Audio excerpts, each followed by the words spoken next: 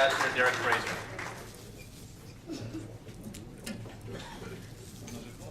Mr. President, ladies and gentlemen, dear friends, the question that's been put to the four of us is what our priorities should be as a community to serve the economic and democratic and social growth of Ukraine under today's government. I've got several answers. The first one is the Ukrainian-Canadian Congress must remain active in making representations to the Canadian government and the opposition parties about the importance of Ukraine in spite of the election of the Yanukovych government. You have to realize the reason Canada is so active in Ukraine is precisely because of the expressed concerns of the Ukrainian-Canadian Congress. Now is not the time for Ukraine fatigue. This is not a time to blame Ukraine for not corresponding to the overly optimistic assumptions of the diaspora in Canada about the speed of transformation in Ukraine. Ukraine can only move at a pace that is determined by its history and its environment, and we have to respect that. So the community should remain engaged, and it has to encourage the government to do so. And I would congratulate the community on the good advice it gave to the Prime Minister before his visit to Ukraine.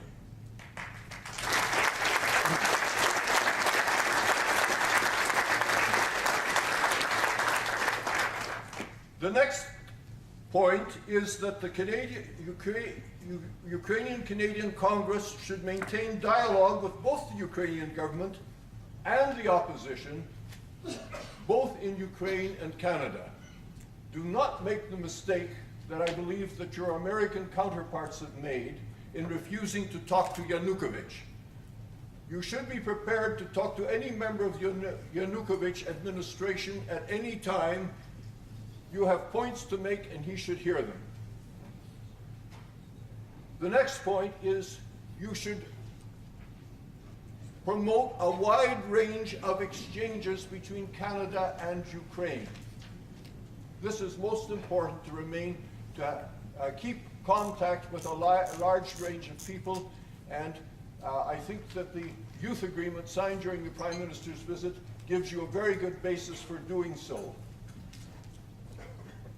You should remain engaged in sending election observers to Ukraine. This remains an important activity. I think we may have to change the nature of what we do as the Western community. I am not convinced that the conclusions of the OSCE after the presidential elections were entirely justified.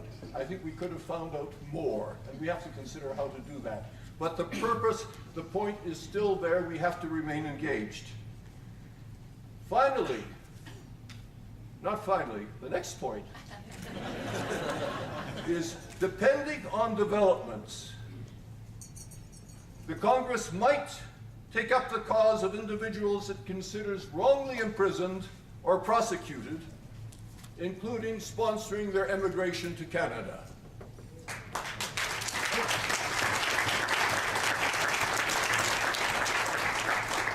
What is more, it might suggest to the Canadian immigration authorities that they consider their procedures for approving individuals for visas. I came across a case a few years ago when I was no longer ambassador there, and I had no influence on when I was there. I was told to keep my mouth shut and keep out of the visa business.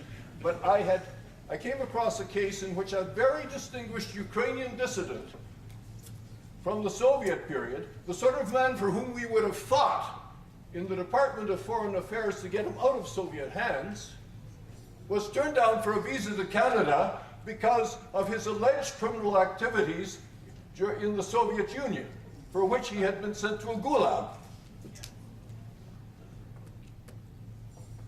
The government speedily changed its position. I phoned the Deputy Foreign Minister, and he got his visa immediately. But there is room for error, and we should make sure that our immigration authorities recognize that in the future, in view of the witch hunt that is being staged against the opposition at present, that the Congress may have to intervene.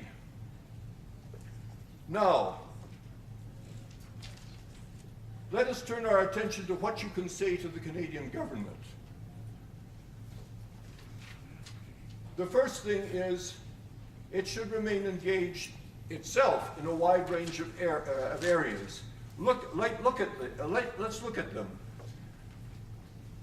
The Prime Minister has confirmed that the negotiations will begin in December with Ukraine on a free trade agreement.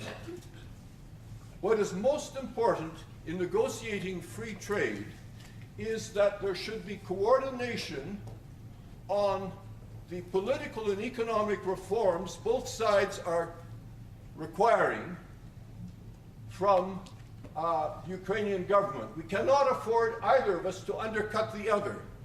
And we have to bear in mind here that the best hope of applying pressure on Yanukovych to return towards democratic practices is the offer of free trade with the EU. And the EU is not offering membership at this time, although for the first time it said it may be possible in the future. But, and this is one, and there is a less than enthusiastic response from the Ukrainian authorities because membership isn't being offered. We can strengthen the leverage of the EU by ensuring that we have almost identical requests in the area of democratic reform and economic reform. I'm not talking about the terms of the trade negotiations, but economic reform with the EU. And we work together on this. Canada has to maintain its dialogue, and this is what the Congress should ask for, with both the government and the opposition. And Canada, both in Ukraine and in Canada, and Canada should encourage exchange with a wide range of Ukrainian institutions. The next thing is that Canada should encourage coordination among Western governments on their policy towards Ukraine with a view to further meshing Ukraine in the network of Western political and economic organizations and European security structures. This is what we are doing with Russia. And it is most important that the West does not engage only with Russia on Euro-Atlantic political, economic, and security questions. We have to ensure that it also engages with Ukraine. We cannot have a situation that the Russians are looking for at present in which Russia is speaking for the other countries of the former Soviet Union. Therefore, we should encourage the other Western countries to invite Ukraine to be part of the dialogue. And this includes, I would say, the present dialogue that exists between Russia and NATO. And this is where the Canadian government can exert a certain influence. The next is that we should encourage the Canadian government, in spite of the changed circumstances, to maintain the financial support for Ukraine that exists, which is about somewhere around $20 million a year. However, we might suggest some changes to take into account the present situation, and this would be that some of the CETA monies should be used to support the political and economic reforms, the democratic reforms that we are supporting as a condition for establishing free trade with us. It should be possible to put seed money into this area to promote expertise, to bring people to this country, and to do this in a systematic way. Let me give you one example of what might be done, and I admit here I am speaking in conflict of interest. I go ahead and do so anyway. 6 years ago, with the assistance of Northland Power, Harold Ridikoff, a former vice president of the CBC, and I managed to conclude an agreement with the Prime Minister Yulia Tymoshenko, under which they were going to adopt as a national public broadcasting, independent national public broadcasting for Ukraine. They were going to rely on us, and they were going to adopt the CBC model. And what is more, they were going to have an independent body to control broadcasting that would be modeled on the CRTC. A month later, the president dismissed Yulia Tymoshenko because he had complained publicly about corruption in the president's office. And we never again, although we kept an eye on the situation, got the same favorable constellation of circumstances. We were never sure that the president would support a genuine reform of this nature.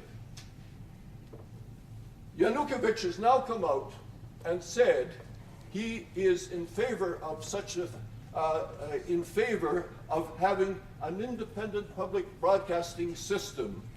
Well, this is one area where we could take him at his word and explore. Now, but there is another area, and this is where we have to, I think, broaden our horizons.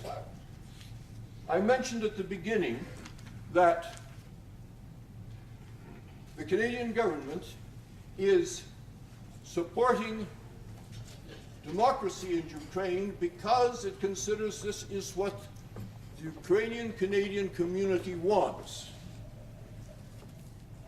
As a matter of fact, I think now that I'm out of government, I can say that the government probably would not be doing very much in Eastern Europe at all if it were not for this pressure from the community. And it seems to me what the Ukrainian Congress can do is express the opinion to the Canadian government that the security and democratic development of Ukraine depends to a considerable extent on the development of better East-West relations as a whole. And for this means, the Congress should encourage Canada to pursue an active diplomacy with the other former Soviet states, including Russia, because it is in our interest to see Russia increasingly meshed in the same network of political, economic, and security understandings with the West. Indeed, I think our ability to build a structure of common purposes with Russia, which will depend on the willingness of Russia to become a democratic state, and will depend on its ability to have its relations with the former Soviet republics on the basis of equality and respect for international law. But nevertheless, if we can enmesh Russia in such a network of common purposes, I think we will have made a considerable contribution to the future political stability and security of Ukraine itself.